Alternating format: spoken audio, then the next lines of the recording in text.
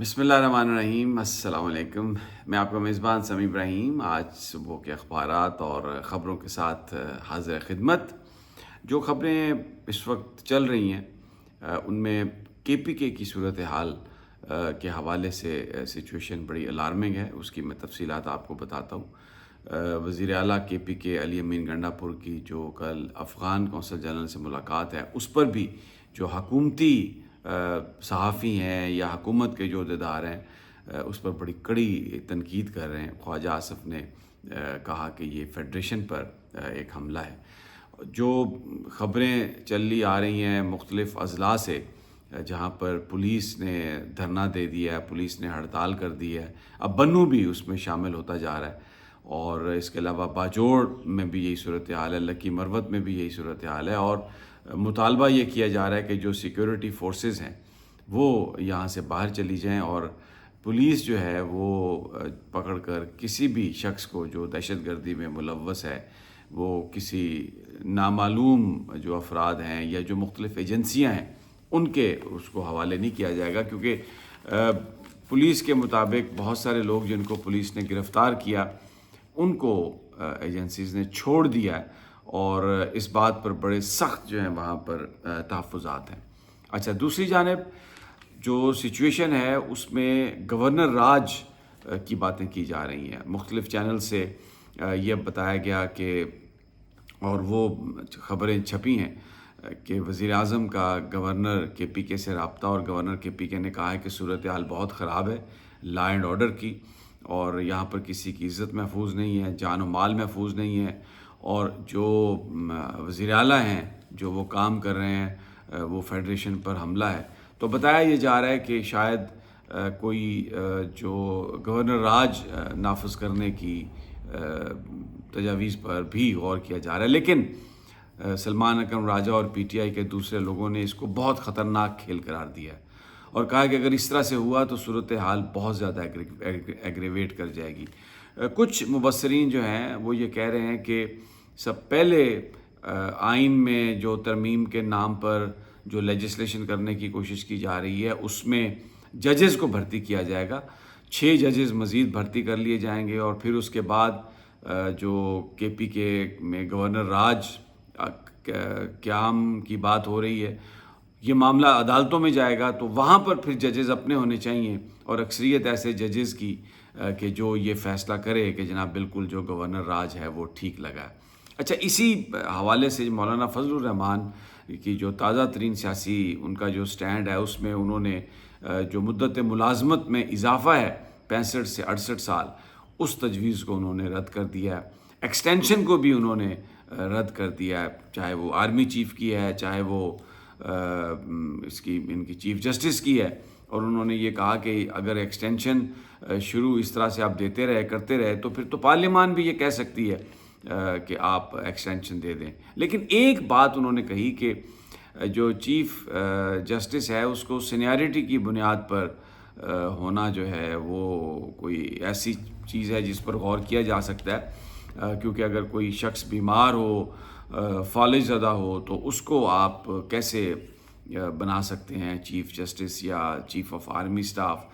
تو اس پر تحریک انصاف جو ہے وہ بات کر رہی ہے مولانا فضل الرحمان سے، لیکن انہوں نے ابھی تک جو تازہ ترین ہے وہ اپنے تمام اراکین کو کہا ہے تحریری طور پر کہ وہ جو آئینی ترامیم ہے اس پر ابھی کوئی ووٹ دینے وہ نہیں جائیں گے۔ دوسری جو اہم خبر ہے وہ عمران خان صاحب کی زندگی کے حوالے سے ہے۔ علیمہ خان صاحبہ کی یہ بات ہے کہ صدر مصر کے سابق صدر مرسی کی طرح عمران خان کو راستے سے ہٹانے کی سازش کی جا رہی ہے، اور اس بات کا ذکر عمران خان نے کیا ہے، اور یہ بھی کہا ہے عمران خان نے کہ آپ بتا دیں پوری قوم کو کہ یہ وہ کرنے کی کوشش کی جا رہی ہے۔ اس حوالے سے سلمان اکرم راجہ نے بھی یہ بات کہی ہے کہ عمران خان کو 8 سپٹمبر کے جلسے کے بعد دھمکیاں جو ہیں وہ مل رہی ہیں، اور یہ صورتحال بڑی گمبھیر ہے۔ تو اس سینیاریو میں جو لاہور کا جلسہ ہے 21 سپٹمبر کا، اس کی تیاری زور و شور پر ہے، اور PTI نے کہا ہے کہ وہ جلسہ NOC ملے یا نہ ملے وہ جلسہ ضرور ہوگا، اور لیکن آج کا جو احتجاج تھا جمعے والے دن،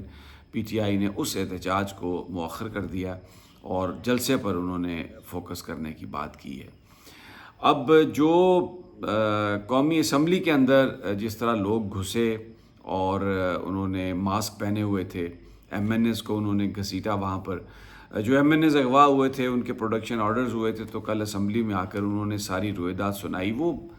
سوشل میڈیا پر تو بہت زیادہ ہے، مین اسٹریم میڈیا پر ذرا کم ہے، لیکن سوشل میڈیا نے اس کو بہت زیادہ اس کو ہائی لائٹ کیا ہے۔ خاص طور پر شیخ وقاص اکرم نے تو بالکل یہ کہا ہے کہ اس میں شاید جو اسپیکر ہے اس کا آفس، اس کی طرف بھی انگلیاں اٹھ رہی ہیں کہ یہ کیسے ممکن ہے کہ ٹی وی پر یہ خبریں چل رہی تھیں اور جو اسپیکر صاحب ہیں وہ کہاں پر تھے، کیا انہوں نے دیکھا نہیں اس بات کو؟ تو ایک خاصا پریشر پڑا ہوا ہے، اور اسپیکر قومی اسمبلی ایاز صادق نے کل اندیا دیا، وہ سوشل میڈیا پر تو یہ خبریں بہت زیادہ ہیں، مین اسٹریم میڈیا نے اس کو بلیک آؤٹ کیا کہ میں مستعفی ہو سکتا ہوں کیونکہ میری طرف انگلیاں اٹھ رہی ہیں۔ در حقیقت جو ابتدائی تحقیقات ہوئی ہیں اس میں یہ بات تو واضح ہو گئی ہے کہ جو گرفتاری کے حوالے سے جو کچھ بھی ہوا، ایاز صادق صاحب نے اگر اس پر آنکھیں بند بھی کی تھیں تو اتنا زیادہ ریاکشن ہے اس پہ کہ وہ استعفے کی بات سوچ رہے ہیں۔ دوسرے کچھ لوگوں کا یہ خیال ہے کہ ایاز صادق نے جو کہا ہے کہ وہ بھی استعفیٰ دے سکتے ہیں، وہ بڑی ایک کیلکولیٹڈ موو ہے، اور اس کا مقصد اسٹیبلشمنٹ کو بلیک میل کرنا ہے کہ اگر آپ نے عمران خان کے ساتھ کوئی بات چیت کی، اس کی طرف گئے، تو پھر یہ جو نظام ہے اس میں استعفے آ سکتے ہیں، اور اگر اس میں استعفے آتے ہیں تو فوری طور پر الیکشن اگر ہوتے ہیں تو جو موجودہ صورتحال ہے اس میں عمران خان کی جماعت جو ہے اس کو جو اس کی پاپولیرٹی ہے، جو لوگوں کی حمایت ہے، اس کی وجہ سے نتائج ایسے ہو سکتے ہیں جو اسٹیبلشمنٹ کے لیے بڑے پھر خطرناک ثابت ہوں۔ تو اس پہلو کو مد نظر رکھتے ہوئے بہت سارے مبصرین سوشل میڈیا پر وہ یہ کہہ رہے ہیں کہ یہ جو ایاز صادق صاحب کے استعفے کی بات ہے، یہ کوئی جمہوریت سے محبت کے لیے نہیں ہے، یہ کوئی پارلیمان کے تقدس کے لیے نہیں ہے، یہ در حقیقت ایک بلیک میل کرنے کی بات ہے کہ پھر اس طرح اور بھی استعفے آ جائیں گے، نظام گول ہو جائے گا، اور انتخاب اگر کرانا پڑے گا تو اسٹیبلشمنٹ سوچ لے کہ پھر اس کے نتائج کیا ہو سکتے ہیں۔ اچھا، اب جو پولیٹیکل جو صورتحال ہے اس میں ایک رحیم یار خان کا جو خانپور کا جو الیکشن ہے اس میں یہ وہ سیٹ ہے جہاں پر پی ٹی آئی جو ہے وہ 45,000 ووٹوں کے فرق سے جیتی تھی، لیکن اب وہاں پر ہرا دیا گیا پی ٹی آئی کے امیدوار کو۔ سلمان اکرم راجہ صاحب نے یہ بات بتائی ہے کہ تقریباً 20